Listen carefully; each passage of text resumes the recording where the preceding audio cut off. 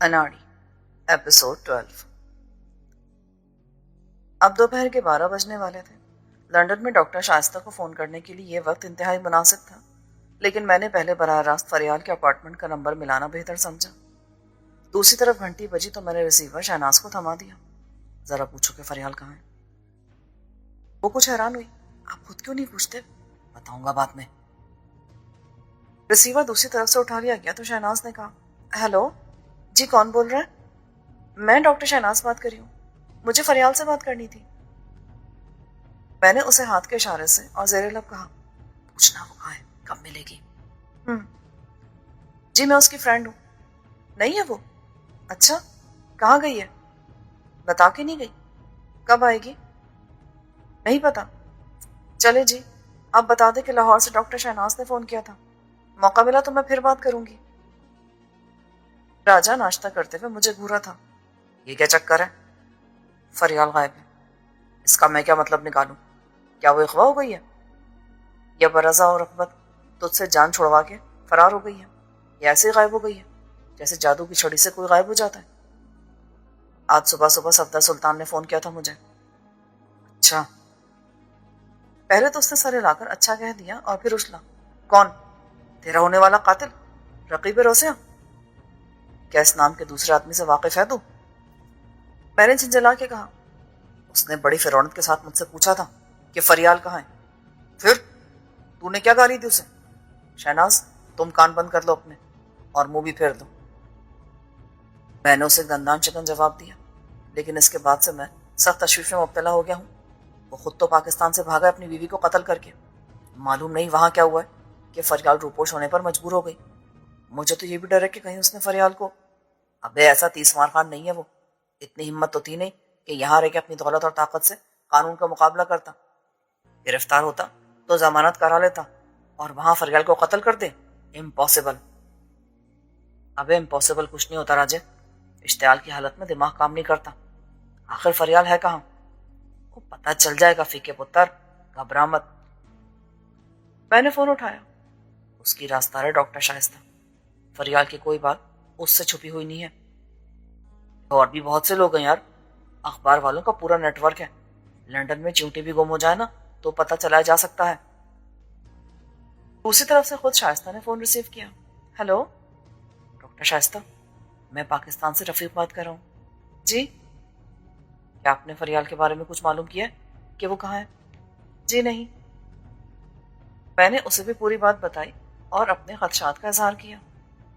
آپ کے خیال میں وہ کہاں ہو سکتی ہے؟ اس نے فون کیا تھا کہیں سے، میری بات نہیں ہوئی۔ میرے بیٹے سے اس نے کہا تھا کہ ممی کو بتا دینا میں خیریت سے ہوں اور پھر فون کروں گی۔ یہ کل صبح کی بات ہے، پھر فون نہیں آیا۔ میرے ذہن سے تفکرات کا بارے گرا اتر گیا۔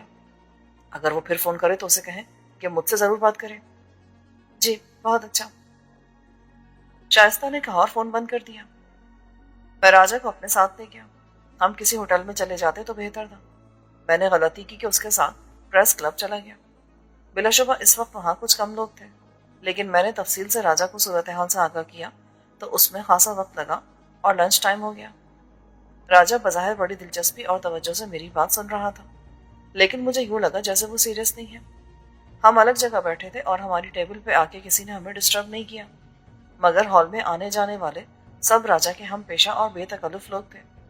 وہ دور سے ہاتھ ملا کے وش کرتے اور پھر ان کے درمیان ہیلو ہائے کا اور خیر و عافیت کے رسمی جملوں کا تبادلہ ہوتا تو راجہ کی توجہ وقتی طور پہ بڑھ جاتی تھی۔ ایک بار وہ سوری یار میں 1 منٹ میں آیا کہہ کر گیا تو 5 منٹ میں واپس آیا۔ دوسری بار بھی اس نے یہی حرکت کی۔ یار بڑا ضروری کام اس بندے سے، میں بس ابھی آیا 1 منٹ میں۔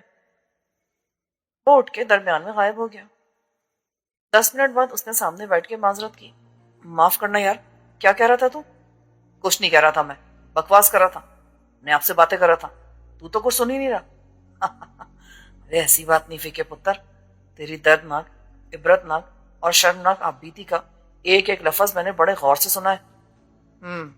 اس لیے تجھے ہنسی آ رہی ہے۔ او یار مجھے بتا، بھلا رونے کی کون سی بات ہے اس میں؟ تو ضرورت سے زیادہ ہی ٹینشن لے رہا ہے ویسے۔ ایسا ہرگز نہیں ہے۔ ایسا ہی ہے رفیق صاحب، میں بتاتا ہوں تجھے، چل تیرے مسائل کو لیتے ہیں 1 by 1۔ प्रॉब्लम नंबर 1 फरियाल की थी ना, राइट? क्या क्या फर्ज करा था तू?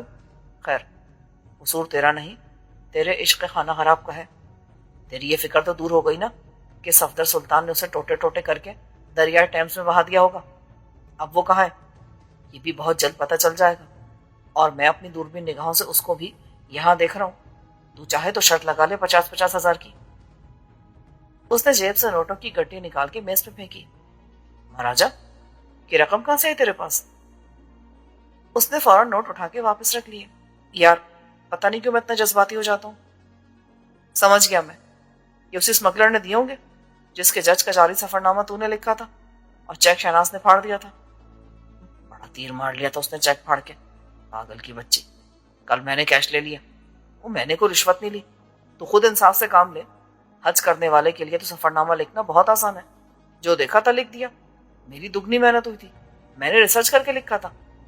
वो मेरे सामने तो फजूल बकवास करने की जरूरत ही नहीं है। तू आजकल जिस किस्म की मेहनत कर रहा है ना, वो मालूम है मुझे।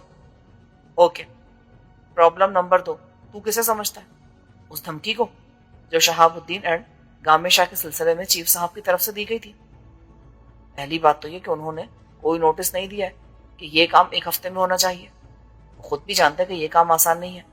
फिलहाल लानत भेज दो उन पर। अगर कोई फ़ोन करे, ये पैगाम मिले कि जल्दी करो, तो साफ कह देना कि मैं कोशिश कर रहा हूँ। गारंटी कोई नहीं दे सकता, और तुम जल्दी करा सकते हो तो करा लो किसी और से। तू जानता उनके तरीके? अबे वो कुछ नहीं करेंगे। कर सकते तो कर ना लेते। वो मोहताज है तेरे, उन्हें तेरा वसीला बहुत पावरफुल लगता है। वो इस चांस को ज़ाया नहीं करेंगे। वो तुझे पूरा मौका देंगे, और इस मुहूर्त में कुछ ना कुछ ज़रूर हो जाएगा। कोई रास्ता ज़रूर निकल आएगा। आयशा खुद यहाँ आ रही है। मैं उससे कोई बात नहीं करूंगा। करना मैं कर लूंगा, ना तू ना कोई और। मैं तुझे बता रहा हूँ, तेरी मेरी दोस्ती खत्म हो जाएगी। ओ गुस्सा हराम है फीके पुत्र। गुस्सा बंदे की अकल को ऐसे खा जाता है जैसे हुक्मरान इस मुल्क को खा गए।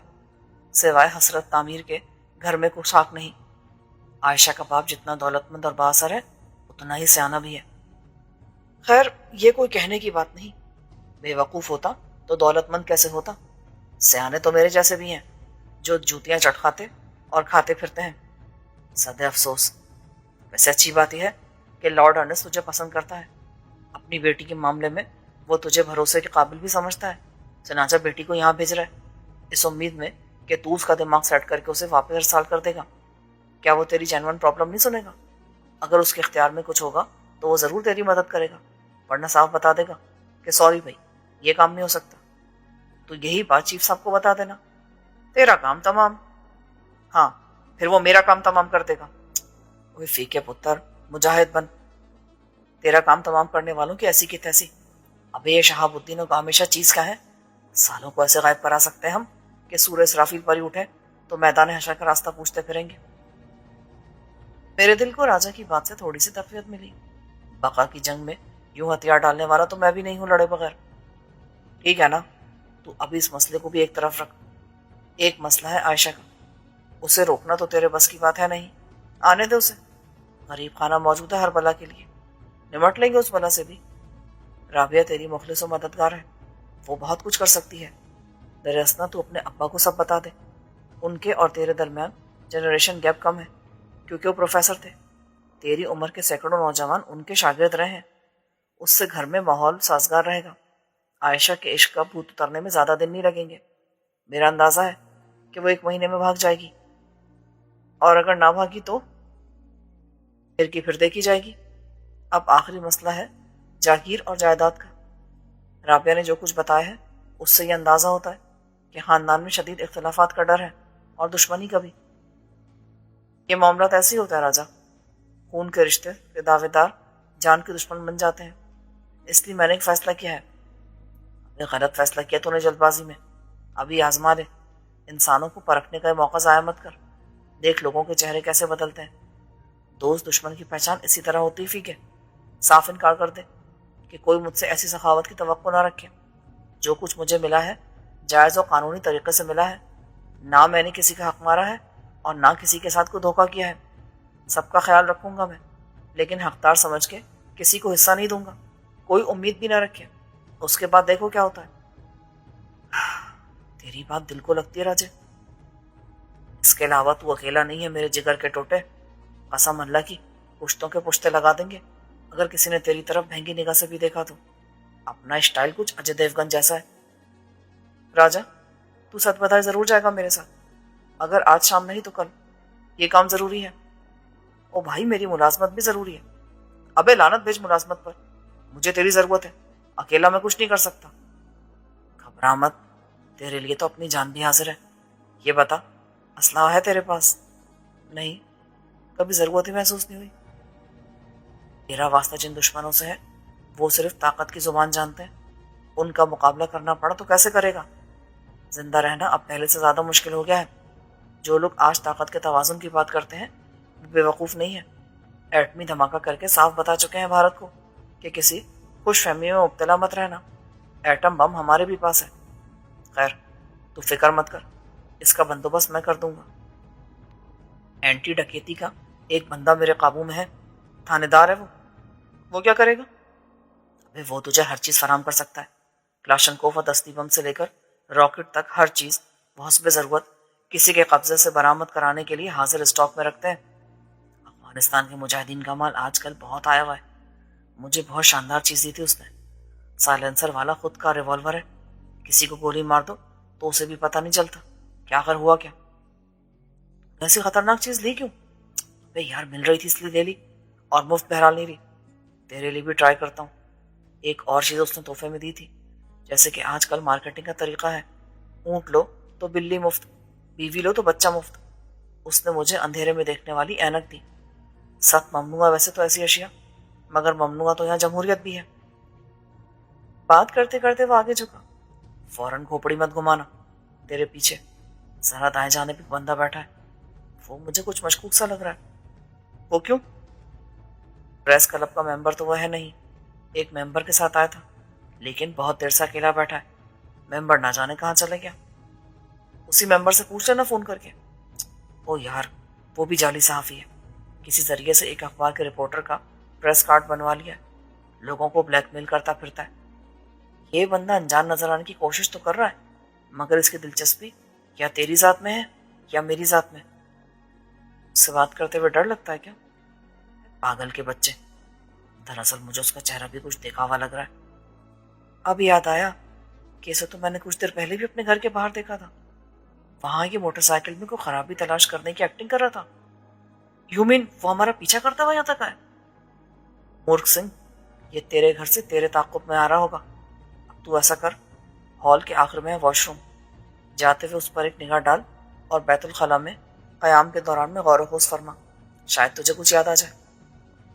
राजा ने कहा और अपना हाथ आगे बढ़ा दिया। मैंने क़हक़ह के साथ उसके हाथ पे हाथ मारा और उठ खड़ा हुआ। जब मैं उस शख्स के करीब से गुजरा तो वो बिल्कुल मेरी तरफ मुतवज्जो नहीं था। वो शाम के एक अखबार में शाया होने वाली किसी हसीना की जलवारेज तस्वीर पर नजरें जमाए बैठा था। मेरे अंदाजे के मुताबिक उसकी उम्र 20-22 के लगभग होगी। नौजवान ने जीन्स पर ढीली ढाली टी शर्ट पहन रखी थी, जिस पर सामने अंग्रेजी के हरूफ में डेविल लिखा था। वो दुबला पतला और हाथ से ज्यादा संजीदा सूरत था। उसका अंदरूनी इस्तिनाब उसकी गैर इरादी हरकतों सकनात से आया था। मैं सीधा वॉशरूम गया और कुछ देर में हाथ पोंछता हुआ आया और राजा के सामने बैठ गया।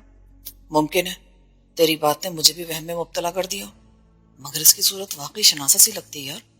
कुछ याद नहीं आ रहा। चल, हम उसे मौका देते हैं, तो खुद ही बता देगा। राजा बोला और हम इत्मीनान से चलते हुए बाहर निकल गए। जब मैं गाड़ी निकाल रहा था तो राजा के शुबहात की तस्दीक होने लगी। वो दीवार के साथ खड़ी हुई बहुत सी मोटरसाइकिलों में से अपनी वाली को बाहर निकाल चुका था।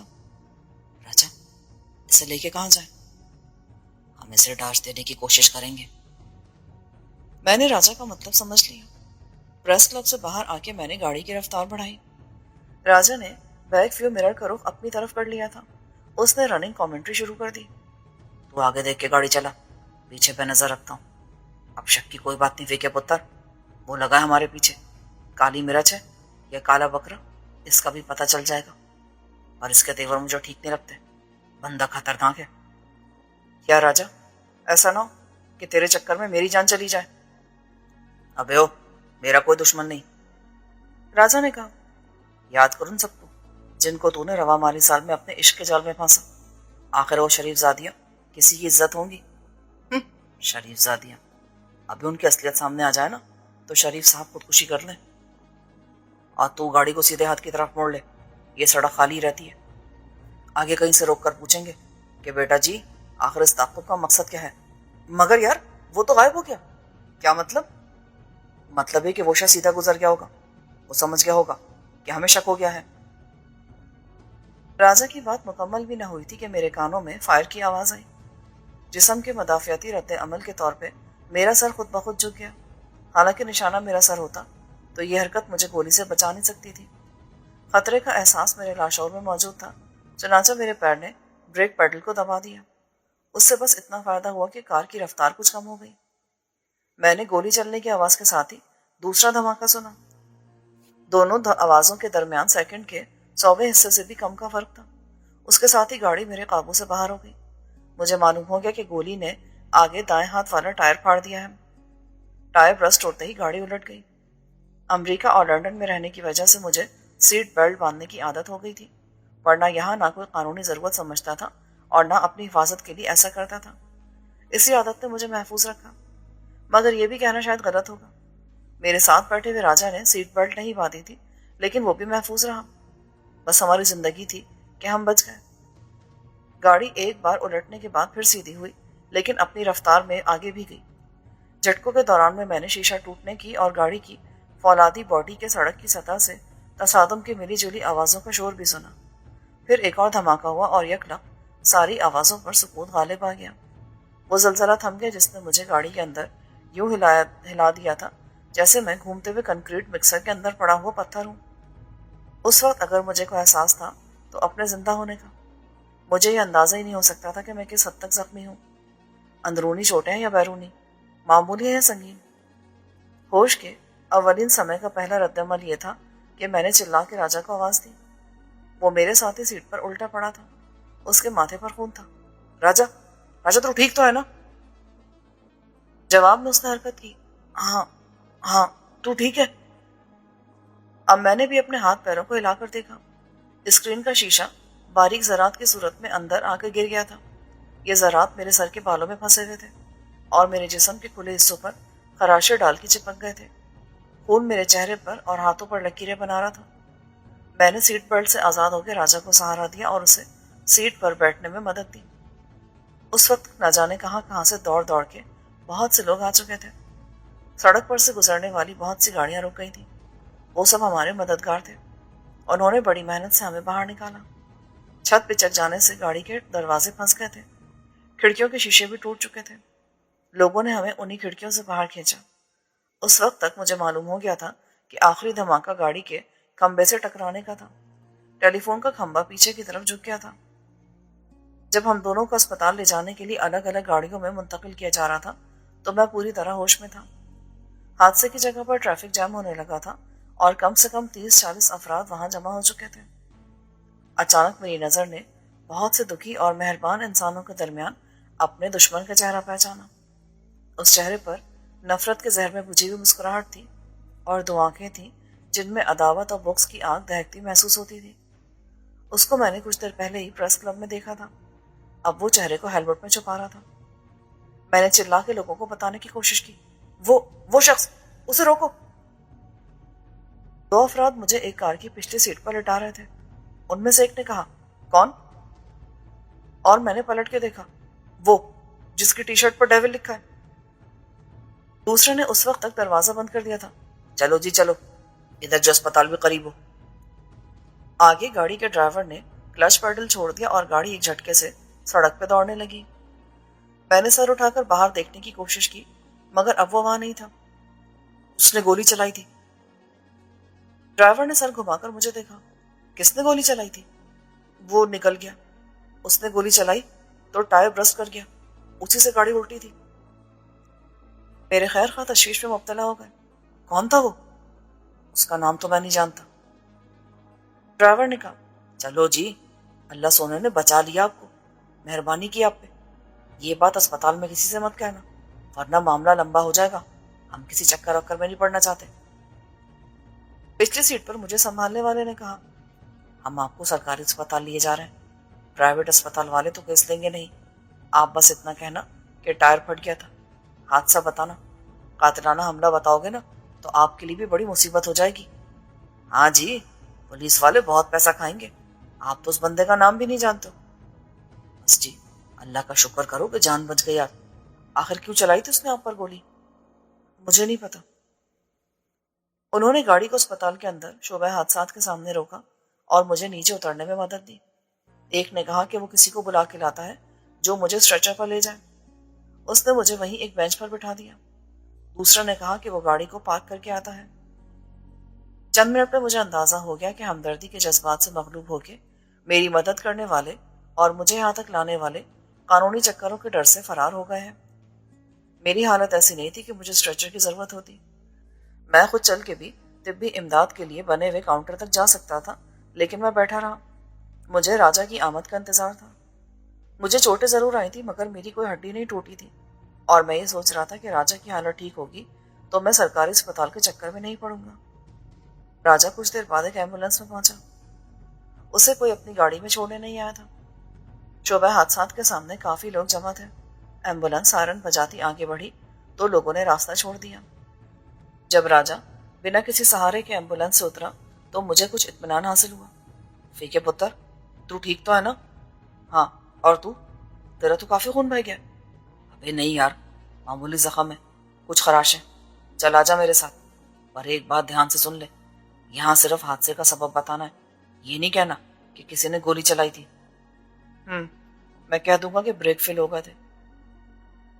لوگوں کے درمیان سے گزر کے ہم او پی ڈی انچارج کے پاس گئے۔ راجا کا پریس کارڈ نہ ہوتا تو وہ ہمیں پہلے پولیس سرجن سے رجوع کرنے کا مشورہ دیتا۔ ضابطے کی کارروائی کے بغیر ڈاکٹر نے ہمارا معائنہ کیا اور کہا کہ فکر والی کوئی بات نہیں، معجزاتی طور پر ہماری سب ہڈیاں سلامت ہیں۔ ایک ہیوی ویٹ لیڈی ڈاکٹر نے ہمیں صدقے میں 2 کالے بکروں کی قربانی کا مشورہ بھی دیا۔ جب ہمارے زخم صاف کر کے مرہم پٹی کر دی گئی تو مجھے اندازہ ہوا کہ زخم سطحی صحیح، میرے ہاتھوں پر اور چہرے پر اتنی خراشیں ہیں کہ میرا اس حالت میں گھر جانا قطعی مناسب نہیں۔ میرے ماتھے اور چہرے پر میڈیکل ٹیپ کے 4 سفید کراس تھے۔ میری دائیں کلائی جھٹکے سے مڑ گئی تھی۔ اس پر ڈاکٹر نے اسٹریچ بینڈیج باندھ دی تھی۔ بائیں ہاتھ کی پوزیشن بھی بہتر نہ تھی۔ جسم کے دیگر حصے چوٹ سے متاثر ہوئے تھے۔ ڈاکٹر نے کہا تھا کہ ان میں کچھ درد اور سوجن کا اثر لازمی ہوگا۔ انہوں نے مجھے اور راجا کو اینٹی ٹیٹنس انجیکشن لگائے، 5 دن کے لیے اسٹرانگ اینٹی بایوٹک کے ساتھ درد مٹانے والی گولیاں دی اور مکمل بیڈ ریسٹ کے لیے کہا۔ مجھے اپنی تباہ ہو جانے والی گاڑی کی فکر تھی۔ راجا نے کہا کہ یہ سارے معاملات وہ سنبھال لے گا۔ مجھے پریشانی تھی کہ گھر کیسے جاؤں گا۔ اماں تو مجھے دیکھتے ہی رونے لگیں گی اور ابا کو اختلاج ہونے لگے گا۔ میں ان کی اکلوتی اولاد تھا اور برسوں ان سے دور رہنے کے بعد پاکستان آیا تھا۔ انہیں سنبھالنا اور یہ یقین دلانا مشکل ہوگا کہ تشویش کی کوئی بات نہیں۔ اور سب سے بڑھ کر دادی، وہ تو عمر کے اس حصے میں ہے جب معمولی سے صدمہ بھی جان لیوا ثابت ہو سکتا ہے۔ راجا بولا، ابھی ضرورت کیا گھر جا کے چاند جیسا داغدار چہرہ دکھانے کی؟ شہناز کے پاس چلتے ہیں۔ ٹھیک ہے، مگر شہناز سے کیا جھوٹ بولنا ہے؟ سچ وہی ہوگا جو تو بتائے گا۔ میری کسی بات کا تو وہ یقین ہی نہیں کرتی یار۔ اپنا اعتبار تو نے خود ہی گوایا مہاراجا۔ ڈاکٹر ہونے کے باوجود شہناز نے خاصی بدحواسی دکھائی اور کچھ رونا دھونا بھی کیا، مگر بلاخر اس نے ایک بیڈ روم کو جنرل وارڈ میں تبدیل کر کے ہمیں ساتھ ساتھ لٹا دیا۔ اس سے اچھی نرس ہمیں کہاں میسر آتی۔ ساتھ ہی اس نے اپنی ڈاکٹری بھی دکھائی اور ہمیں ایک انجیکشن لگا دیا۔ اس کے بارے میں شہناز نے بتایا کہ سکون آور تھا۔ اب تم سو جاؤ اور جب اٹھو گے تو شوق کا اثر ختم ہو جائے گا، بہت بہتر محسوس کرو گے۔ بھائی لیکن ہم باتیں کرنا چاہتے تھے۔ راجا نے احتجاج کیا تو شہناز نے لائٹ آف کی اور دروازہ بند کر دیا۔ اب تو سونا ہی پڑے گا، چلو آنکھیں بند کرو، منہ بند نہ کیا نا تو ٹیپ چپکا دوں گی۔ راجا نے کچھ محبت اور کچھ خفگی سے کہا، راجا تیرے جیسے گھٹیا اور کمینے شخص کے ساتھ آخر شہناز کی گزرے گی کیسے؟ وہ بہت اچھی گزرے گی جیسے اب تک گزر رہی ہے۔ تو اپنی فکر کر، تیرے پیچھے کئی بلائیں لگی ہوئی ہیں۔ جب میری آنکھ کھلی تو میری حالت یقیناً بہت بہتر تھی۔ راجا پہلے اٹھ گیا تھا اور باہر لانچ میں بیٹھا گرم گرم پکوڑے کھا رہا تھا جو شہناز براہ راست کچن سے ارسال کر رہی تھی۔ مجھے اندازہ ہوا کہ میں 6 گھنٹے کی نیند لے کر اٹھا ہوں اور باہر رات ہو گئی ہے۔ رفیق بھائی، کیا حال ہے؟ چائے تیار ہے، بیٹھ جائیں اب بینی کے ساتھ۔ اب کیسا محسوس کریں؟ بہت بہتر ہے شہناز۔ حقیقت بھی یہی تھی۔ سکون آور دوا کے زیر اثر نیند نے مجھے واقعی پرسکون کر دیا تھا، ورنہ سونے سے پہلے میں بہت نروس تھا۔ اس حادثے نے میرے اعصاب کو منتشر کر دیا تھا۔ ہر حادثے کی دہشت ایسی ہوتی ہے جو تھوڑی دیر بعد اثر کرتی ہے، لیکن اس سے نجات پانے میں بہت عرصہ لگتا ہے۔ میرے لیے دوہرا عذاب اس خیال کا ہی تھا کہ گاڑی کا الٹ جانا محض ایک حادثہ نہیں تھا جو کسی کے بھی ساتھ کہیں بھی پیش آ سکتا تھا، اور جس کی وجہ کا تعین قدرت کرتی ہے۔ یہ ایک قاتلانہ حملے کا نتیجہ تھا۔ میرا عقیدہ پہلے بھی راست تھا کہ وقت آ جائے تو اپنی تدبیر سے کوئی نہیں ٹال سکتا، اور جس کا وقت نہ آیا اسے کوئی مار نہیں سکتا۔ میں نے بالکل معمولی نظر آنے والے واقعات میں ناقابل یقین طور پر لوگوں کو مرتے دیکھا تھا۔ اتنے بڑے حادثے میں میرا یا راجا کا معمولی خراشوں کے ساتھ زندہ سلامت بچ جانا کسی معجزے سے کم نہ تھا۔ صحت اور سلامتی پر اعتبار بحال ہوتے ہی میرے خیالات پر ایک سوالیہ نشان یوں مسلط ہو گیا تھا کہ جواب ملے بغیر اس سے چھٹکارا نہیں مل سکتا تھا، لیکن لامحدود امکانات کے ڈھیر سے پورے یقین کے ساتھ ایک جواب نکالنا ناممکن تھا۔ سوال ایک ہی تھا، آخر وہ کون تھا؟ اس کے بطن سے دوسرا ضمنی سوال جنم لیتا تھا کہ وہ مجھے کیوں قتل کرنا چاہتا تھا؟ میں ایسے لوگوں کی فہرست بناتا جو میرے وجود کو لوح جہاں سے حرف غلط کی طرح مٹا دینا چاہتے تھے تو اس میں سب سے اوپر صفدر سلطان مرزا کا نام آتا، لیکن وہ لندن میں تھا اور میری معلومات کی حد تک ابھی اس نے رقابت میں مجھے راستے سے ہٹانے کے لیے میری جان لینے کے بارے میں سنجیدگی سے سوچنا بھی شروع نہیں کیا تھا، یا شاید میری معلومات ناقص تھی۔ اس کے بعد لیڈی سیسیلیا ارنسٹ تھی، جسے میں جانی دشمنوں میں شمار کرتا تھا، اور لندن میں مجھ پر ایک ناکام قاتلانہ حملے کی سازش کے بارے میں ثبوت اس کے خلاف گئے تھے، لیکن میرے تنہا پاکستان لوٹ آنے کے بعد وہ کچھ مطمئن ہو گئی تھی کہ اس کی سفید فام عالی نسب بیٹی فی الحال محفوظ ہے۔ چند دن میں وہ بھی یہ بندوبست نہیں کر سکتی تھی کہ پاکستان میں مجھے ٹھکانے لگانے کے لیے کرائے کے قاتل تلاش کر لیں۔ خطرہ مجھے چیف کی طرف سے بھی تھا اور گامے شاہ کی جانب سے بھی، شہاب الدین جیسے لوگوں سے بھی، لیکن فی الحال ان کے مفادات کے تقاضے کچھ اور تھے۔ وہ مجھ سے مدد کے طالب تھے اور مجھے نقصان نہیں پہنچا سکتے تھے۔ چیف کے نزدیک پہلے میک مفرور تھا اور میرا فرار بھی بغاوت کے مترادف تھا، مگر 8 سال میں صورتحال بدل گئی تھی۔ تنظیم کے قبضے سے اختیار و اقتدار کے سارے وسیلے نکل گئے تھے، ان کے سینکڑوں کارکن مارے جا چکے تھے اور ہزاروں جلا وطنیاں روپوشی کی زندگی گزار رہے تھے۔ نرنگی سیاست دورہ نے ان کے دشمنوں کو عروج بخش دیا تھا اور تنظیم اپنا وجود برقرار رکھنے کی جنگ بھی ہار رہی تھی۔ تنظیم کے دشمن منطقی طور پر میرے بھی دشمن تھے۔ وہ تنظیم کے ہر کارکن کے دشمن تھے جنہوں نے اپنے دور استبداد میں ہر طرح سے ان پر عرصہ حیات تنگ کر دیا تھا۔ تنظیم کے چیف کے حکم پر اپنے حریفوں کا قتل عام کیا تھا، ان کے گھر اجاڑے تھے، انہیں نجی اور سرکاری جیلوں میں ٹھونسا تھا، جھوٹے مقدمات کے انبار لگا دیے تھے ان پر، اور وحشیانہ تشدد کے سارے حربے آزمائے تھے۔ اب وہ برسر اقتدار تھے تو تنظیم کے لیے کام کرنے والے جنگی مجرم کا درجہ اختیار کر گئے تھے۔ ہر شکست خوردہ قوم کے ساتھ فاتح نے تاریخ کے ہر دور میں انتقامی کارروائی کی ہے تو مورخ نے بھی اسے مکافات عمل کا نام دیا ہے۔ میرا خیال تھا جیسے تنظیم مجھے بھول چکی ہے، ایسے ہی تنظیم کے ظلم و ستم کا شکار ہونے والے بھی مجھے بھول چکے ہوں گے، لیکن میرا خیال غلط تھا۔ اگر شہاب الدین نے پاکستان پہنچتے ہی مجھے احساس دلایا تھا کہ میں خود کو ان کے شکنجے سے آزاد نہ سمجھوں، ایسے ہی تنظیم کے دشمنوں نے بھی مجھے پہچان لیا ہوگا۔ میرا یہ عذر کون قبول کرے گا کہ میں نے جو غلط کام کیے تھے جبر کے تحت کیے تھے اور تنظیم کے ہاتھوں بلیک میل ہو کے کیے تھے؟ ایک سوال یہ بھی تھا کہ آخر میں نے کیا غلط کام کیے تھے؟ میرا ماضی تاریخ کا حصہ تھا، جو کچھ میں کر چکا تھا نہ بھلایا جا سکتا تھا اور نہ سنایا جا سکتا تھا۔ مجھے اب یاد بھی نہیں تھا کہ ظلم اور ناانصافی کا شکار ہونے والے کون تھے اور کتنے تھے، لیکن وہ بہت تھے۔ ان میں ایسے بھی تو ہوں گے جنہوں نے مجھے دیکھ لیا ہوگا، پہچان لیا ہوگا، میرا نام اس فہرست میں لکھ لیا ہوگا جن کے جرائم ناقابل معافی تھے، جن کے لیے سزا مقسوم تھی۔ یہ طے کر لیا گیا تھا کہ وہ جہاں ملیں گے اور جب ملیں گے انہیں سزا ضرور دی جائے گی۔ انتقام کی سیاست میں معافی کسی کے لیے نہیں تھی، اینٹ کا جواب پتھر سے دینے کا چلن تھا، چنانچہ معمولی جرم کی سزا کا عبرت آموز ہونا بھی ضروری تھا، اور یہ عمل جاری تھا۔ جو کل ظالم تھا وہ آج مظلوم تھا، اور مظلوم نے ظالم کا روپ دھار لیا تھا۔ کبھی وقت کا دھارا پھر الٹا بہنے لگے گا تو کردار بھی الٹ جائیں گے۔ تاریخ ایسے ہی بنتی ہے. کیا میرا نام بھی سزائے موت پانے والوں میں درج تھا؟ اگر تھا تو کس کس کی فہرست میں؟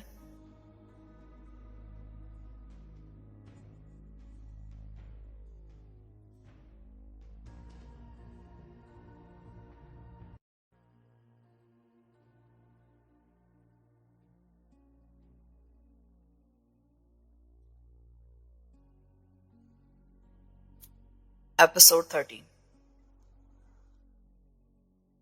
کیا میرا نام بھی سزائے موت پانے والوں میں درج تھا؟ اگر تھا تو کس کس کی فہرست میں؟ راجا نے میرے سامنے چٹکی بجائی. او زمین پہ آجا فیک کے پتر. یار میں سوچ رہا تھا کہ اب سوچنے سے کچھ نہیں ہوتا. ہوتا وہی ہے جو منظور خدا ہوتا ہے. آخر وہ ہے کون؟ ہم پریس کلب میں ہی پوچھ لیتے نا اس سے. مگر خیر تیسری بار سامنے آیا نا تو چھوڑوں گا نہیں. ابے چپ چاپ پکوڑے کھا. شہناز کو بس یہی معلوم ہے کہ ایک معمولی سا ایکسیڈنٹ ہو گیا تھا جس میں گاڑی مکمل طور پر تباہ ہو گئی. ابھی یہ بات بھلا چھپی رہ سکتی ہے؟ ہم تو فرار ہو گئے جائے حادثہ سے اور اسپتال سے گھر ہو کے آگے سو گئے. گاڑی کی لاش ابھی تک وہیں پڑی ہوگی. راجا کے سکون اور اطمینان میں کوئی فرق نہیں آیا. اسے پولیس اٹھا کے لے گئی تھی. میں نے بات کر لی ہے. تیرا جب دل چاہے ان کے مردہ خانے سے گاڑی کا جنازہ اٹھا لینا اور دفنا دینا کسی بھی قبرستان میں. لیکن یہ خبر چھپائی تو نہیں جا سکتی. خبر؟ ابے کیسی خبر؟ تو سمجھ لے کہ معاملہ ختم. وہ کیا کہتے ہیں، ان بھلا سو بھلا. یہ اچھا انجام ہے؟ اس سے اچھا انجام اور کیا ہو سکتا تھا دوست؟ ایسے حادثے میں 8 گھنٹے بعد یا تو مرحومین کفن پہنے تدفین کے مراحل سے گزر رہے ہوتے ہیں یا ٹوٹی پھوٹی ہڈیوں پر پلاسٹر چڑھائے پڑے ہوتے ہیں اور ہم یہاں بیٹھ کے کھا رہے ہیں گرما گرم پکوڑے. کیا اس کے لیے ہمیں خدا کا خصوصی طور پر شکر گزار نہیں ہونا چاہیے کہ اس نے ہم جیسے گناہگاروں پر اتنا کرم کیا؟ ہاں یار، اس میں کیا شک ہے. راجا نے شہناز کی طرف دیکھا جو اب چائے کی ٹرے سجا رہی تھی. میری زندگی میں ایسے مواقع پہلے بھی آ چکے ہیں جب میری وفات ممکن تھی. میرا خیال ہے کہ شہناز کی دعاؤں نے مجھے بچا لیا، ورنہ یار میرے اپنے اعمال تو ایسے نہیں تھے. میں تو خود حیران ہوتا ہوں کہ جس راہ پہ میں چل نکلا تھا اس پر چلتے چلتے میرا بھائی قدیر سیدھا قبرستان پہنچا تھا. وہ موت کا ایسا ہی کھیل تھا. میں کیسے بچ گیا؟ یار تیرے ساتھ تیرے ماں باپ کی دعائیں تھیں. مجھے انہی کی فکر ہے راجا. ان کے سامنے میں کیا منہ لے کر جاؤں گا؟ میں گھر سے نکلا تھا تو میرا منہ ایسا نہیں تھا. ابھی ضرورت کیا ہے فوری طور پہ انہیں منہ دکھانے کی؟ 2-4 دن میں داغ دھبے اور خراشیں ایسی نہیں رہیں گی. تھوڑی سی سوجن ہے دائیں طرف اور ناک پر بھی، یہ بھی ٹھیک ہو جائے گی. تو 2-4 دن کیا میں چہرے پہ نقاب ڈال کے پھروں؟ کچھ تو بتانا پڑے گا نا انہیں. وہ گاڑی کے بارے میں بھی پوچھیں گے. کتنا جھوٹ بولوں گا میں؟ وہ گھبرا مت. یاد رکھ انسان کی سب سے بڑی طاقت ہے اس کا دماغ. دماغ سے بڑا کمپیوٹر نہ ایجاد ہوا ہے نہ ہوگا. اگر یہ تیرے قابو میں ہے نا تو ہر مسئلے کا حل نکالا جا سکتا ہے. اس گاڑی کو جو در حقیقت تیرے ابا کی گاڑی تھی ایسی بھلا دے جیسے ان سب لڑکیوں کو تو نے بھلا دیا جو ولایت میں تیرے زیر استعمال رہی. وہ بکواس نہ کر. دیکھ میرے سامنے کبھی اپنی پارسائی کا راگ مت الاپنا. میں ذرا لگی لپٹی رکھے بغیر بات کرتا ہوں. اپنے ابا سے کہہ دینا کہ پرانی گاڑی تو میں نے بیچ دی. وہ میرے جیسے رئیس کا شایع نشان تھی بھی نہیں. اور ولایت میں جو لڑکیاں، میرا مطلب ہے جو گاڑیاں میرے زیر استعمال رہیں، ان کے مقابلے میں وہ ایسی تھی جیسے عائشہ کے مقابلے میں رابعہ، یا وہ جو ماسی آتی گھر میں جھاڑو پوچھا کر دیں. وہ دروازے پہ کھڑی دیکھیں گے نئی چمچم کرتی لمبی سی مرسیڈیز تو خوشی سے نہال ہو جائیں گے. اور وہ مجھے تو خرید کے دے گا. یار میں تو خود تجھ سے آس لگا بیٹھا ہوں جیسے سارا تیرا خاندان بیٹھا ہے. اتنی بڑی جاگیر کا مالک بن گیا تو اور میں. اے جاگیر جاگیر جاگیر سالے میں نے بھی صرف نام ہی سنا ہے، دیکھا تک نہیں اس جگہ کو. اس کی مالیت کروڑوں میں ہوگی مگر میرے پاس تو نہیں ہے نا کروڑوں. ابا کے پاس بینک میں کتنے، اس سے بھی مجھے قرض نہیں. خود میرے پاس ابھی 10 لاکھ سے زیادہ نہیں ہے. اتنا ہی پس انداز کیا تھا میں نے. 10,000 پاؤنڈ تھے، یہاں آ کر وہ 10 لاکھ بن گئے. کل کی فکر نہیں کر. جس کے اثاثے کروڑوں کے ہوں اسے ہر بینک ہاتھ جوڑ کے کروڑوں دیتا ہے کہ سرکار آپ کی مرضی، کمرشل پلازے بنائیے، کو صنعت لگائیے، بین الاقوامی تجارت میں قدم رنجہ فرمائیے، کچھ بھی کیجیے، بس قرض لے کر ہم پہ احسان فرمائیے. ہم جیسے کنگالوں کے پیچھے پڑ جاتے ہیں. پھر کریڈٹ کارڈ لیجیے، پرسنل لون لیجیے، کار لیجیے. کل کے بارے میں نے ابھی طے نہیں کیا کہ میں نے مجھے کیا کرنا ہے. ابا کا ایک آئیڈیا تھا کہ وہاں شیشم کے جنگلات ہیں، ان کو بڑھایا جا سکتا ہے اور عمارتی لکڑی یا فرنیچر کا کارخانہ لگایا جا سکتا ہے. زراعت یا فارمنگ ہو سکتی ہے، پولٹری فارمنگ، ڈیری فارمنگ یا فش فارمنگ. یہ سب دیکھنا ہے مجھے. آج اگر یہ حادثہ نہ ہوتا نا تو ہم کل جا سکتے تھے. ہم جائیں گے رفیق صاحب، بلکہ آپ یوں سمجھ لیجئے کہ ہم چلے گئے، اس وقت ہم وہی موجود ہیں۔ میری بات سمجھ رہے نا آپ؟ نہیں ہے عقل شریف میں؟ شہناز میری جان ذرا ایک کام تو کرو، ذرا فون کرو اپنے رفیق بھائی کے گھر۔ میں فون کروں؟ ہاں، ایک بے ذرا سا جھوٹ بولنا ہے تمہیں۔ اس کے باپ سے کہو کہ راجا اور رفیق بھائی آج دوپہر کے کھانے کے بعد چلے گئے تھے ست بدائی، مجھ سے کہہ گئے تھے کہ گھر والوں کو بتا دینا، مگر میرا فون خراب تھا، اس لیے ذرا دیر سے اطلاع دے رہی ہوں۔ ہو سکتا ہے 2-4 دن لگ جاؤ انہیں، آپ پریشان نہ ہوں۔ مگر راجا، اگر مگر بعد میں کرنا، یہ معاملہ تمہاری سمجھ کے دائرے سے باہر کے ہیں، اس لیے جیسا میں کہہ رہا ہوں ویسا ہی کرو۔ جب تک تم مجھے بتاؤ گے نہیں کہ تم مجھ سے جھوٹ کیوں بلوانا چاہتے ہو، اور وہ بھی رفیق بھائی کے والدین سے، میں فون نہیں کروں گی۔ راجا خوشامد پر اتر آیا۔ کیا میں تمہیں کو غلط کام کرنے کے لیے کہہ سکتا ہوں کیا؟ ہاں، خود تو کرتے ہو، مجھ سے بھی غلط کام کرایا تم نے، کہو تو گنواؤں۔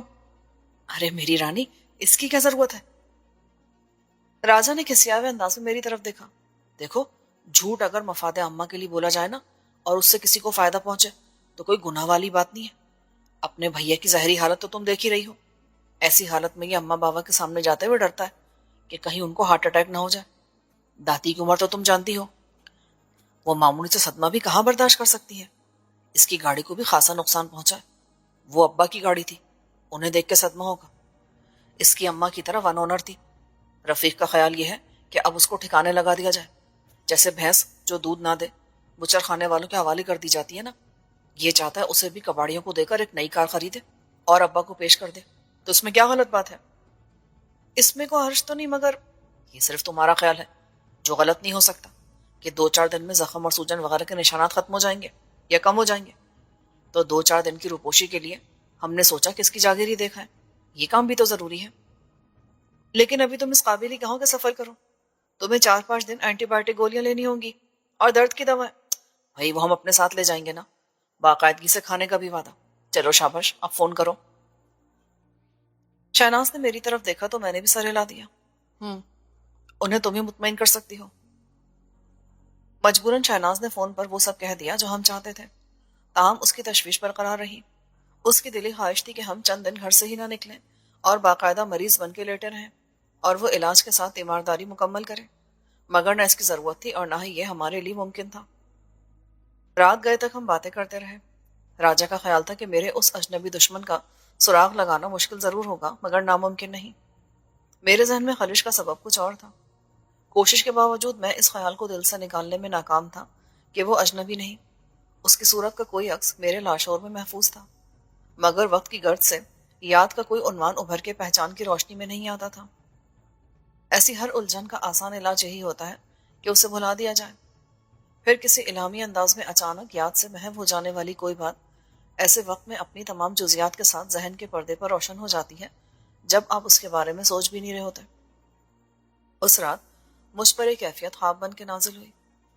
ہر خواب کی طرح یہ خواب بھی غیر منطقی تفصیلات پر مشتمل تھا۔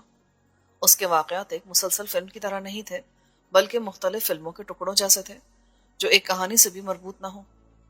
میں لندن کی کسی سڑک پر بارش میں ایک لڑکی کے ساتھ جا رہا تھا اور وہ چھتری کے نیچے ہونے کے بہانے مجھ سے چمٹ رہی تھی۔ اچانک سامنے سے سیاہ رنگ کی ایک میت گاڑی نمودار ہوئی۔ اس 2 گھوڑوں والی کوچ کو 2 کوچبان چلا رہے تھے جو سامنے خاصی بلندی پر سیاہ لباس اور اونچے سیاہ ہیٹ پہنے بیٹھے تھے۔ یہ شہاب الدین اور گامے شاہ تھے۔ انہوں نے مجھے دیکھ کے گاڑی روکی۔ ہم چیف کو دفنانے جا رہے ہیں، شہاب الدین بولا۔ گامے شاہ نے کہا، آج صبح سے پھانسی دے دی گئی تھی۔ میں نے بڑی مسرت کا اظہار کیا۔ ویری گڈ، لیکن اس کا جرم کیا تھا؟ اس نے ٹائیگر کو شوٹ کر دیا تھا اور اس کی لاش کے ٹکڑے اپنے کتوں کو کھلاتا رہا تھا 2 مہینے تک۔ وہ کتے اب آدم خور ہو گئے ہیں، اسے گاڑنے کی کیا ضرورت ہے؟ میں نے کہا، آخر لندن میں اور بھی تو بھوکے کتے ہوں گے۔ شہاب الدین نے گامے شاہ کو دیکھا۔ ویسے آئیڈیا برا نہیں ہے۔ گامے شاہ نے سر ہلایا۔ ہم چیف کا ڈاگ فوڈ بنا سکتے ہیں، ڈبوں میں پیک کر کے بیچنے سے اچھے پیسے ملیں گے۔ شہاب الدین نے ہیٹ اٹھا کر میرا شکریہ ادا کیا اور میت گاڑی کو موڑ کر واپس لے گیا۔ میں نے اسے دھند میں غائب ہوتے دیکھا۔ پھر میں نے اپنی ہمسفر کی طرف دیکھا، لیکن وہ چھتری کے نیچے نہیں تھی۔ کچھ فاصلے پر ایک پرانے سے مکان کے دروازے پر کھڑی بھیگ رہی تھی، میری طرف اس کی پشت تھی۔ جب میں اس کے قریب پہنچا تو وہ ایک دم پلٹی اور میں نے دیکھا کہ وہ کوئی اور ہے۔ اس نے دوپٹے کو سر کے اوپر سے گزار کے ایک کونا یوں منہ میں دبا رکھا تھا کہ اس کا ایک طرف سے چہرہ چھپ گیا تھا۔ اس کے باوجود میں نے اسے پہچان لیا۔ فرخندہ، باہر بارش میں کھڑی کیوں بھیگ رہی ہو؟ اندر کیسے جاؤں؟ یہ گھر نہیں، قبرستان ہے، اس نے روتے ہوئے کہا۔ وہ ناظم آباد کے علاقے کا خاصا پرانا اور چھوٹا سا مکان تھا، جس کی کھڑکیوں کے کھلے پٹ کے سامنے لوہے کی سلاخیں نظر آ رہی تھیں۔ میں نے سلاخوں کے درمیان سے اندر جھانکا۔ اندر اندھیرا تھا، مگر مجھے ایک شخص سجدے جیسی حالت میں منجمد نظر آیا۔ غور کرنے پر مجھے اندازہ ہوا کہ اس شخص کا تو سر ہی نہیں ہے۔ چھت کے پنکھے سے بھی ایک شخص لٹکا ہوا تھا، لیکن وہ پنکھے کے ساتھ گھوم رہا تھا، چنانچہ اس کا چہرہ دکھائی نہ دیتا تھا۔ اس کے جسم سے نکلنے والے خون کے چیٹے چاروں طرف کی دیوار پر مسلسل پڑ رہے تھے، اور ہر قطرے سے ننھی ننھی سرخ لکیریں نیچے بہ رہی تھیں۔ جب میں اس دہشت ناک خواب سے جاگا تو میرا جسم کانپ رہا تھا، میری سانس دھوکنے کی طرح چل رہی تھی اور میں پسینے میں تر تھا۔ خواب کا منظر ہنوز میری آنکھوں میں بسا ہوا تھا۔ میں اس گھر کو دیکھ سکتا تھا، اس لڑکی کا چہرہ دیکھ سکتا تھا جس کا نام فرخندہ تھا۔ وہ میرے ماضی کی بھیانک یادوں کے قبرستان سے باہر آ جانے والی لڑکی کسی بدرو کی طرح تھی جو برسوں بعد اچانک مجھے مل گئی تھی اور مجھے سب یاد آ گیا تھا۔ 10 سال پہلے میں تنظیم کا بے حد فعال اور جوشیلا کارکن تھا۔ 2 سال کے مختصر عرصے میں جو مقام میں نے حاصل کر لیا تھا وہ کچھ پرانے کارکن 10 سال میں بھی حاصل نہ کر پائے تھے، لیکن میری یہ ترقی بے سبب نہ تھی۔ سرفروشانہ جذبے کے ساتھ میں نے ایسے کارنامے سر انجام دیے تھے کہ میں بہت جلد اعلیٰ قیادت کی نظروں میں آ گیا تھا۔ میری ایک اور خصوصیت جو مجھے دوسروں پر ممتاز کرتی تھی، میری غیر معمولی ذہانت اور فطانت تھی۔ میرے پاس صرف جذبات ہی نہ تھے، رہنمائی کرنے والی عقل بھی تھی۔ میں فول پروف پلاننگ کر سکتا تھا اور ایک ٹیم سے اپنی مرضی کے مطابق کام لے سکتا تھا، ہاؤس میں کتنے ہی نااہل لوگ کیوں نہ شامل ہوں۔ جب میری قائدانہ صلاحیت سامنے آئی تو تنظیم کی ہائی کمان نے مجھے اوپر کھینچ لیا اور مجھے وہ ذمہ داری سونپ دی جو شاید سب سے اہم تھی۔ مجھے شعبہ نشر و اشاعت اور تعلقات عامہ دے دیا گیا۔ اس شعبے کے نام سے زیادہ اس کے کام کی اہمیت تھی۔ کسی بھی اچھے برے واقعے پر تنظیم کے نقطہ نظر سے پریس ریلیز جاری کرنا اور اس کی اشاعت یا پریس کانفرنس کے لیے چیف کی تقریر لکھنا تو کبھی کبھار کا کام تھا۔ میرا زیادہ وقت نوجوان کارکنوں کی ذہنی تربیت میں گزرتا تھا۔ میں تنظیم کے ذیلی دفاتر میں جا کے ذمہ دار عہدوں پر فائز لوگوں کی کارکردگی کا جائزہ لیتا تھا اور چیف کو رپورٹ دیتا تھا کہ کس کی اصلاح ضروری ہے اور کس کی حوصلہ افزائی، کس کو فائن ٹیوننگ کی ضرورت ہے اور کسے گوشمالی کی۔ لوگ مجھ سے ایسے خوف کھاتے تھے جیسے جرمن عوام گستاپو سے ڈرتے تھے۔ تنظیم کی تاریخ زیادہ پرانی نہیں تھی۔ اس کی بنیاد تو ذوالفقار علی بھٹو کے دور میں سوشلسٹ انقلاب تنظیم کے نام سے رکھی گئی تھی، اور اس کے مقاصد بھی پیپلز پارٹی کے نعروں سے ہم آہنگ تھے کہ اسلام ہمارا دین ہے، سوشلزم ہماری معیشت ہے اور جمہوریت ہماری سیاست ہے۔ اس کا چیئرمین مرزا مقصود احمد ایک اسٹوڈنٹ لیڈر تھا۔ وکالت کا امتحان پاس کرنے کے بعد اس نے مزدور یونین لیڈر کی حیثیت سے شہرت حاصل کی اور انتخابات میں پیپلز پارٹی کے لیے کام کرتا رہا۔ حالات کا رخ دیکھتے ہوئے اس نے سوشلسٹ انقلاب تنظیم بنا لی اور خاصے فائدے بھی حاصل کیے۔ اس کا پیپلز اسٹوڈنٹ فیڈریشن سے قریبی الحاق تھا اور وہ بعد میں FSF جیسی تنظیم کے لیے بھی خدمات سر انجام دیتا رہا۔ پھر حالات نے پلٹا کھایا۔ PNA کی تحریک چلی تو مرزا مقصود احمد کے ایک حریف سید مہربان شاہ نے دور اندیشی کا ثبوت دیتے ہوئے تنظیم کے کچھ لوگوں کو اپنے ساتھ ملا لیا اور ایک طرح کا فارورڈ بلاک بنا لیا۔ اس نے بڑی ہوشیاری سے افواہ پھیلائی کہ مرزا مقصود احمد در حقیقت قادیانی ہے اور افواہ میں لوگ اسے بھی MM احمد ہی کہتے ہیں۔ یہ جھوٹ تھا، مگر بڑے منظم طریقے پر بولا گیا تھا اور اس کی تحشیر میں بھٹو مخالف سیاسی جماعتوں سے پوری مدد لی گئی تھی۔ قادیانیوں کے خلاف جذبات عروج پر تھے اور ان کو غیر مسلم قرار دینے کا مطالبہ زور پکڑتا جا رہا تھا۔ مرزا مقصود احمد نے ہر ممکن طریقے سے اس الزام کو مسترد کیا، مگر آنکھ پھیل چکی تھی۔ جب ایک عدالتی فیصلے کے ذریعے قادیانیوں کو غیر مسلم قرار دے دیا گیا تو صورتحال اور خراب ہو گئی۔ سید مہربان شاہ نے موقع سے فائدہ اٹھایا اور ایک رات کچھ اسلام پرست نوجوانوں نے عالم اشتعال میں مرزا مقصود احمد کو قتل کر دیا۔ سید مہربان شاہ نے خود کو تنظیم کا امیر کہلوایا۔ ضیاء الحق کے دور میں سید مہربان شاہ نے پارٹی کا نام سوشلسٹ انقلاب تنظیم سے بدل کر اسلامی انقلاب تنظیم کر دیا اور تھوڑی بہت سرکاری سرپرستی بھی حاصل کر لی۔ یہ دور ختم ہوا تو تنظیم پھر ٹوٹ پھوٹ کا شکار ہوئی۔ سید مہربان شاہ نے خطرہ محسوس کیا تو جان بچا کے ملک سے نکل گیا۔ اس نے اتنی دولت اکٹھی کر لی تھی کہ اسے سیاست میں رہ کے جان کا خطرہ مول لینے کی ضرورت نہیں تھی۔ اس نے کسی غیر ملکی عورت سے شادی کی اور آسٹریلیا میں سیٹل ہو گیا۔ جب میں نے تنظیم میں شمولیت اختیار کی تو یہ نہ سوشلسٹ تھی اور نہ اسلامی، بلکہ عالمی انقلاب تنظیم تھی، اور اس کا صدر مجیب الرحمان تھا، جو دنیا بھر میں عدم مساوات اور ناانصافی کے نظام کے خلاف نوجوانوں کی انقلابی طاقت کو استعمال کرنے کی تبلیغ کرتا تھا۔ وہ ظلم، بدعنوانی، استحصال اور غریبی دور کرنے کے لیے بیک وقت اسلام کی تعلیمات کے حوالے بھی دیتا تھا، چین کے انقلاب کی بات بھی کرتا تھا، اور آتا ترک سے نیلسن منڈیلا تک سب کا مدعا تھا۔ اس کی آتش فشانی سے نوجوان ذہنوں کا متاثر ہونا قدرتی بات تھی۔ پھر مجیب الرحمان نے چولا بدلا اور عالمی کے بجائے اسے عوامی انقلاب تحریک بنا دیا اور خود کو چیف کہلوانے لگا۔ اگلے 5 سال تک اس نے میرے جیسے ناپختہ شعور رکھنے والے بے شمار نوجوانوں کو اپنے مذموم مقاصد کے لیے استعمال کیا۔ اس کا فلسفہ یہ تھا کہ اب قانونی جدوجہد سے کچھ حاصل نہیں ہو سکتا، کیونکہ انصاف کے دروازے بند ہو چکے ہیں۔ غریبوں کو اپنی تقدیر بدلنے کے لیے اپنی قوت بازو پر بھروسہ کرنا ہوگا، ہر خرابی کا علاج خود کرنا ہوگا۔ وہ راست اقدام کے فلسفے کا مبلغ تھا۔ انصاف خود کرو، انتقام خود لو، خرابی کو خود مٹا دو، حق چھین لو۔ اس کا تشدد کا فلسفہ اس دور کے مایوس، فرسٹریشن کے شکار، بے یقینی اور گمراہی میں مبتلا اینگری ینگ مین کو اپیل کرتا تھا۔ خود میں نے تنظیم کے لیے جو کچھ کیا تھا وہ آج میرے لیے باعث شرم تھا اور میرے ضمیر پر ایک مستقل بوجھ کی حیثیت رکھتا تھا۔ وہ مسمرزم تھا یا کوئی شیطانی جادو جس نے میری عقل پر پٹی باندھ دی تھی اور میرے دماغ کو مسموم کر دیا تھا۔ میرے جیسے سینکڑوں نہیں، ہزاروں نوجوان لاقانونیت کے راستوں پر چلتے ہوئے مارے گئے، جیلوں میں پہنچے یا روپوش ہو گئے، دشمنوں کے ہاتھوں اغوا ہوئے یا تباہ ہو گئے۔ چیف مجیب الرحمان پر کوئی آنچ نہ آئی۔ جب اس کے دشمن غالب آنے لگے تو وہ دبئی چلا گیا، وہاں سے جرمنی پہنچا۔ اس کے دستے راز سمجھے جانے والے خود اس کے ہاتھوں مارے گئے، باقی تتر بتر ہو گئے، مگر انہوں نے بلیک میلنگ سے اپنے مذموم مقاصد پر عمل درآمد کا سلسلہ جاری رکھا۔ یہ 10 سال پہلے کی بات ہے، جب تنظیم کی طاقت اپنے عروج پر تھی۔ چند دن پہلے خفیہ ذرائع نے ایک غدار کی نشاندہی کی تھی جو در پردہ تنظیم کے مفادات کے خلاف کام کر رہا تھا۔ میں یونیورسٹی کے امتحان میں آخری پرچے سے فارغ ہو کے نکلا تو شہر جانے والی بس، جسے پوائنٹ کہتے تھے، نکل گئی تھی۔ اگلے پوائنٹ کی روانگی میں دیر تھی۔ میں بس اسٹاپ پر کھڑا سوچ ہی رہا تھا کہ اب گیٹ تک پیدل جا کے پبلک ٹرانسپورٹ پکڑوں یا کیفیٹیریا چلا جاؤں کہ ایک سیاہ رنگ کی کار میرے سامنے آ کے رکی۔ اس کے شیشے بھی سیاہ تھے، مگر میں اس کار کو پہچانتا تھا۔ ونڈ اسکرین کے پیچھے میں نے خوفناک مونچھوں والے شوفر کو بھی دیکھا، جس کے چہرے سے جلادوں جیسی خباثت اور بے رحمی ٹپکتی تھی۔ اس کے ساتھ ایک اور شخص کلاشن کوف سنبھالے بیٹھا تھا۔ پیچھے والا دروازہ کھلا تو میں نے اپنے ڈپارٹمنٹ کی ایک لڑکی ماریا کو دیکھا۔ یہ کار بھی اسی کی تھی۔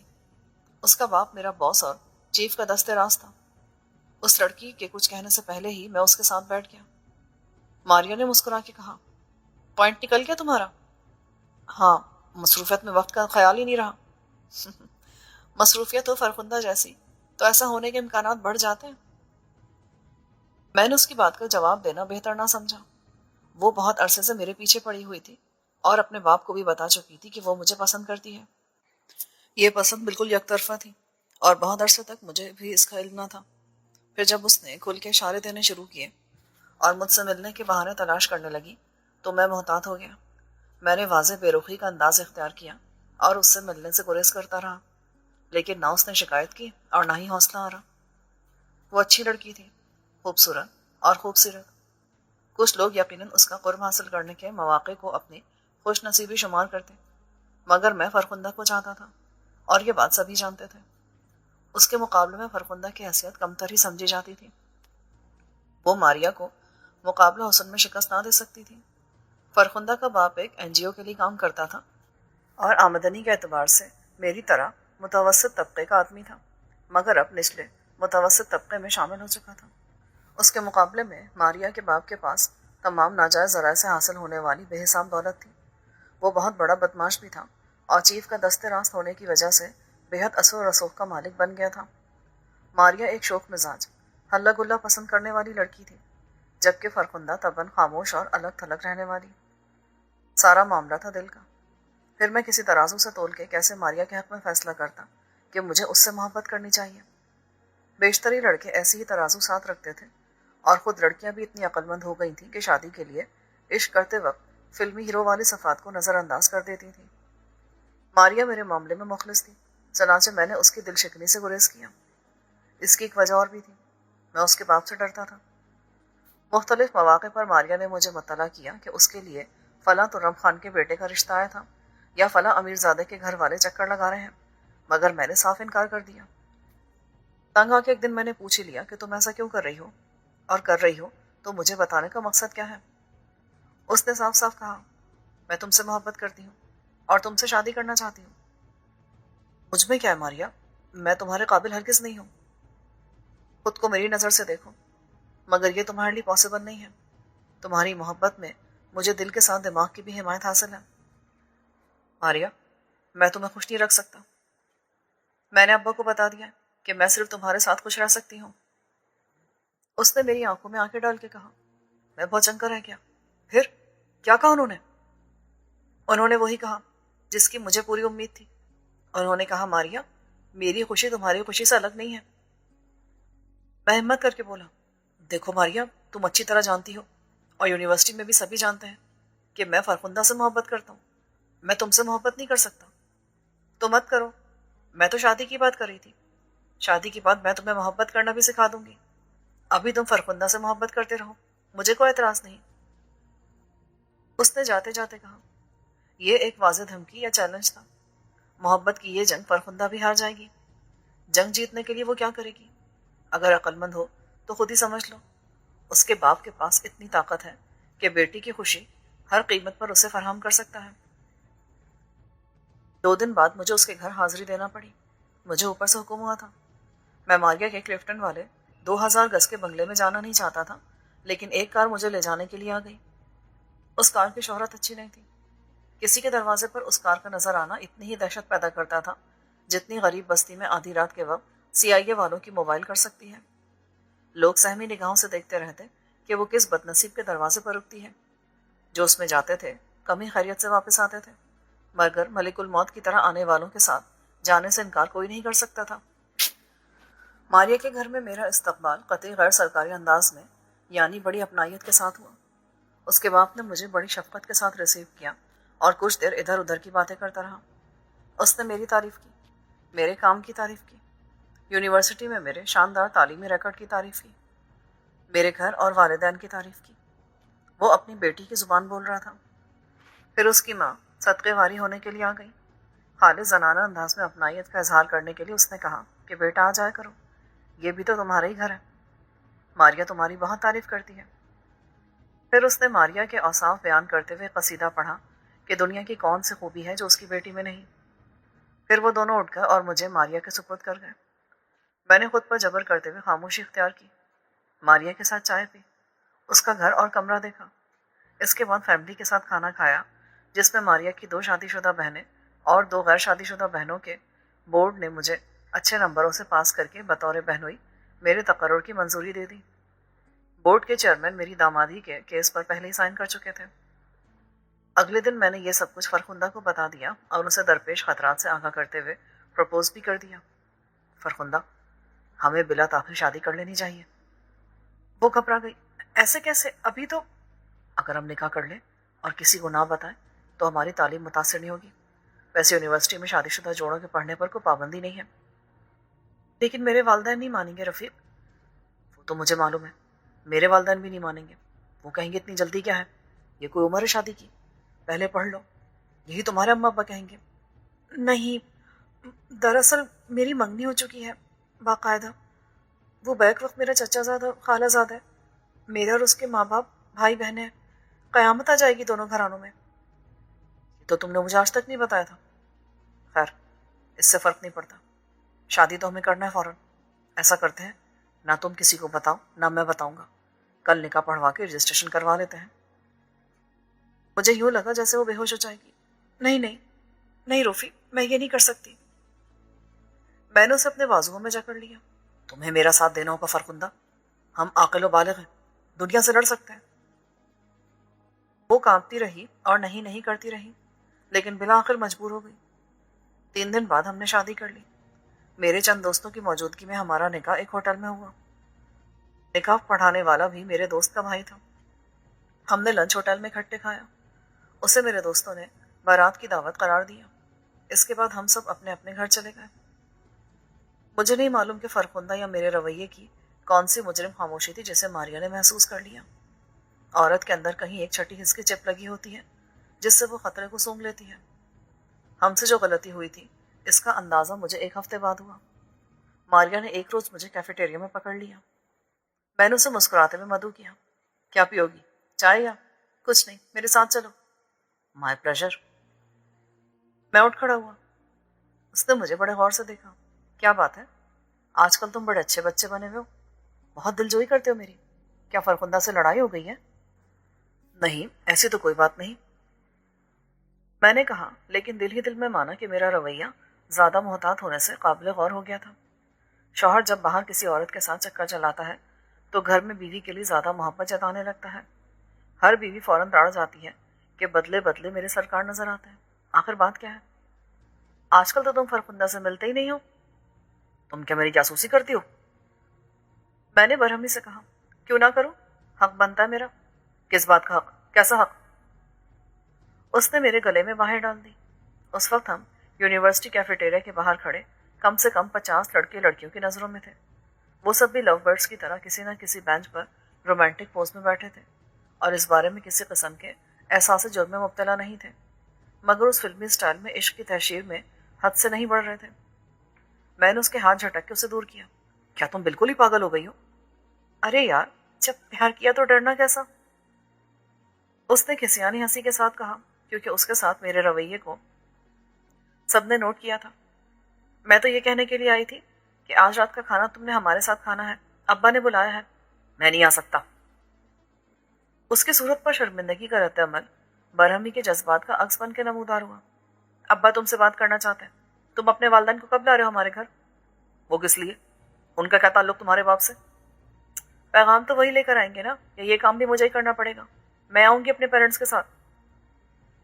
पता नहीं क्यों मेरा दिमाग घूम गया और गुस्से में मेरे मुंह से वो बात निकल गई जो किसी को भी मालूम नहीं थी। देखो मारिया, तुम भी सुन लो और अपने अम्मा अब्बा को भी बता देना, मैं तुमसे शादी नहीं कर सकता। मगर क्यों? इसलिए कि मैं फरखुंदा से शादी कर चुका हूं। चंद लम्हे खामोशी रही। इस दौरान मुझे एहसास हुआ कि गलती से ही सही, मगर मैंने अपने पांव पर कुल्हाड़ी मार ली है। मारिया को यह बात समझने में कुछ देर लगी। वो मेरी सूरत देखती रही और बहुत जल्द सच को समझने में कामयाब रही। क्या कहा तुमने? तुम शादी कर चुके हो? उसने सपाट लहजे में पूछा। कब? अब तरदीद हासिल थी। 1 हफ्ता हो गया है। उसकी सूरत के तासुरात इस हद तक बदल गए थे कि मारिया मुझे एक अजनबी नजर आने लगी।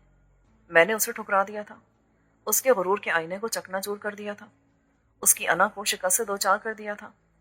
वो जख्म खोरदा नागन की तरह अंदर ही अंदर बेबसी से बल खा रही थी, मगर अपनी ज़ाहिरी रवैये से जाहिर करने पर मजबूर थी कि उसने फरखुंदा की जीत को खंदा पेशानी से कबूल कर लिया है।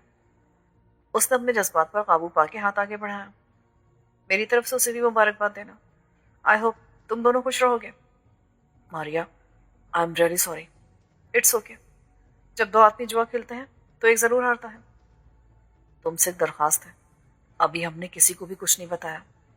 क्या मतलब? कोर्ट मैरिज किया तुमने? नहीं, कोर्ट मैरिज तो नहीं, निकाह कर लिया 2 गवाहों की मौजूदगी में, और बस।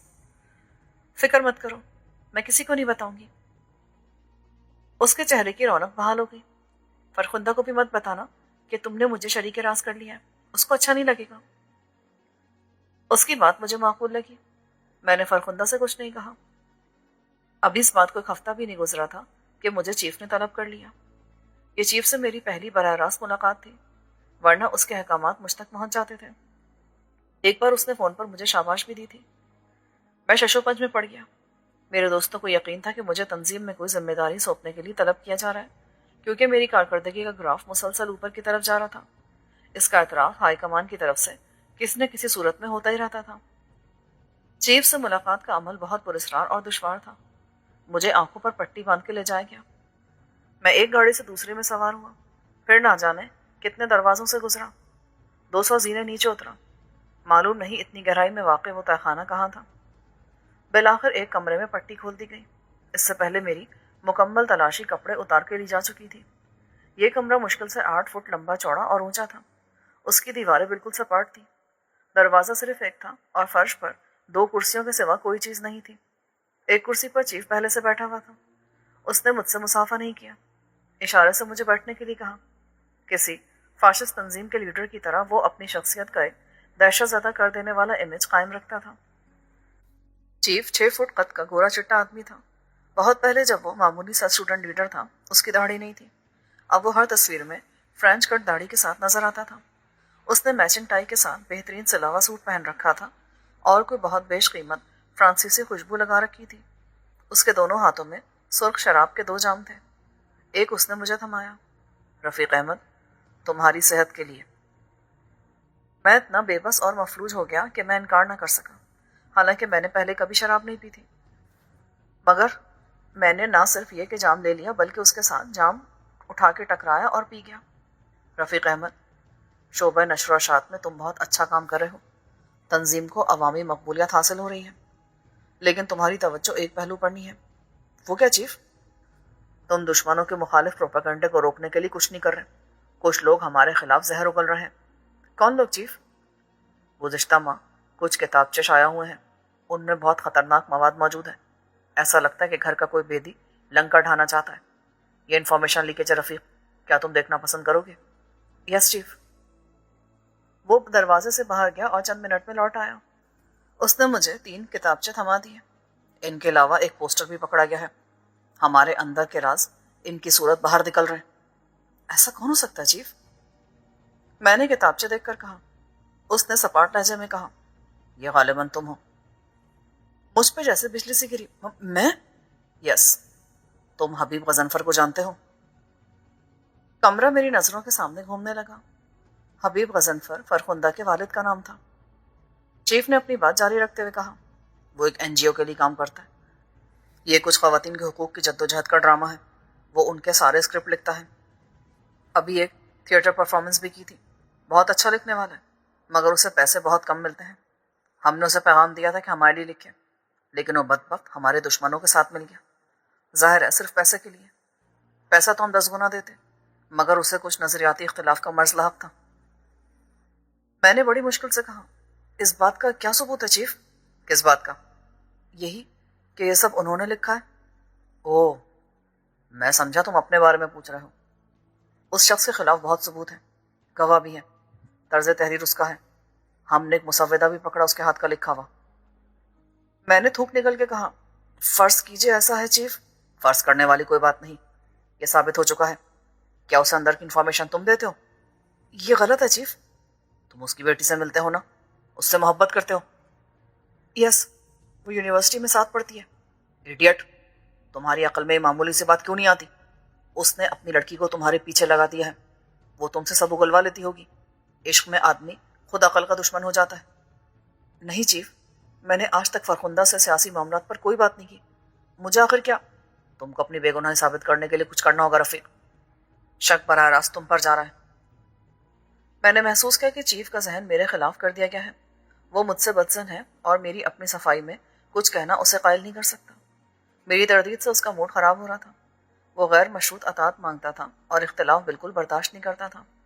اس کا مزاج اس حد تک آمرانہ تھا کہ نعوذ باللہ وہ اپنی زبان سے نکلے ہوئے ہر لفظ کو حکم میں خداوندی سمجھتا تھا اور یہ چاہتا تھا کہ دوسرے بھی سمجھیں۔ میں نے گہری سانس لی۔ اپنی بے گناہی ثابت کرنے کے لیے مجھے کیا کرنا ہوگا چیف؟ مسئلہ حبیب غضنفر کا ہے، ختم کر دو۔ یہ سن کر میرا دل ڈوبنے لگا۔